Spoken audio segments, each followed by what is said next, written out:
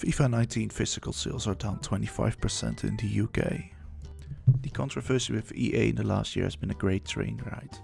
From the Battlefront 2 controversy over the loot box system to the controversy regarding Battlefield 5, and now onwards to the true flagship franchise, FIFA. EA has released the chances players would have to get a certain drop from card pack in FIFA Ultimate Team, with the so-called wants to watch player having a drop rate of less than 1%. Keep in mind this could be 0.99%, but it could just as well be 0.01% of dropping. More info than the less than 1% we don't have. These players are made special because if the player on the card performs well in the season, their stats will also increase. Also, where more and more governments wake up to the risk of loot boxes, having similarities with gambling, they have started to act on this. In Belgium, the BGC, Belgium Gambling Commission, have requested that EA would face prosecution for not, in their eyes, complying with the gambling laws in Belgium. They have asked 4 companies to stop their use of the loot boxes. All but one have given in at this point, and that one being EA. With all of this in the back of our heads, we can certainly say that EA isn't the gamer's favorite company. Whereas it's still fun to remember all those hours I put into FIFA 03 till FIFA 12. Yes, I was one of those people who bought a new one each year. EA has slowly but surely in the last few years been put into a bad spotlight. As said before, EA doesn't have such a great year. Starting off with the Battlefront 2 controversy about the implication of their loot boxes. This controversy did, however, open the eyes of gambling commissions all around the world, with at November 15 the general director of the Belgium Gambling Commission saying that this may constitute gambling, and it was especially concerning since the game was rated PEGI 12 and thus available to and marketed towards minors. This comes with the legendary, most downvoted comment on Reddit history. The intent is to provide players with a sense of pride and accomplishment for unlocking different heroes. We selected initial values based upon data from the open beta and other adjustments made to milestone rewards before launch. Among other things, we're looking at average per player credit earn rates on a daily basis, and will be making constant adjustments to ensure that players have challenges that are compelling, rewarding, and of course attainable via gameplay, leading EA to drop the prices by 75%, instantly proving that those prices were ridiculously high. With Patrick Soderlund, also a nice person, saying that EA learned from this and that they will do better in the future. Staying on this person, Patrick Soderlund, Battlefield 5. Battlefield 5 was the next game EA was gonna have a hard time with.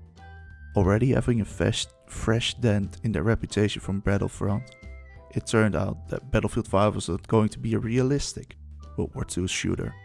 There were half cyborg soldiers running around the battlefield with baseball bats. A soldier had a katana strapped to its back, with Mr. Söderlund responding to the controversy regarding the female soldiers in Battlefield 5.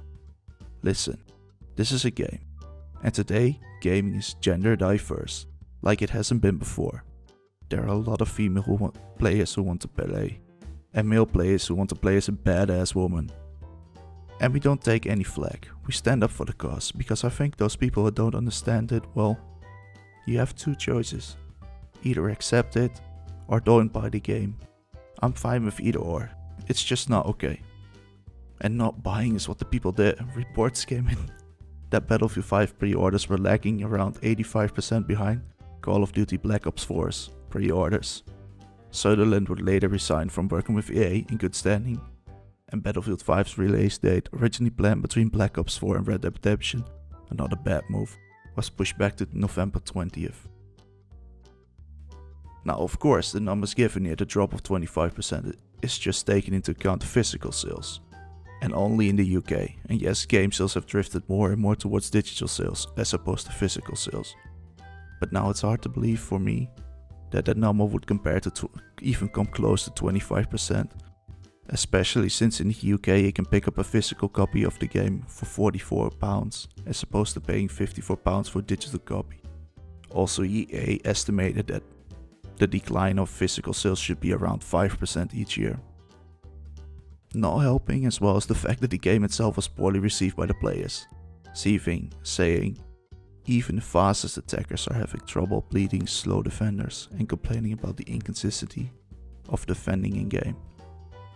At this moment, this game has a Metacritic scoring user rating of 2.1 out of 10 at the making of this video.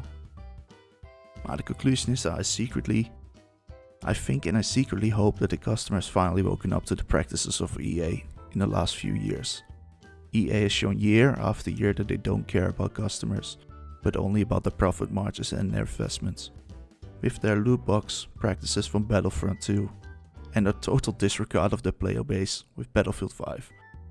No company can exist and thrive without satisfied customers returning. FIFA 19 feels more like a patch version of the previous FIFA 18 rather than a complete new full price game. EA hasn't given anything for user feedback for years, now seeing how they handle the most controversies they had. Now these are just the sales numbers of the first week of FIFA 19 physical copies in the UK, but with the UK being one of the biggest markets for FIFA, this doesn't portray anything good. Most likely the drop in sales is a combination of the game having a disappointing first week and the physical sales move towards the digital market.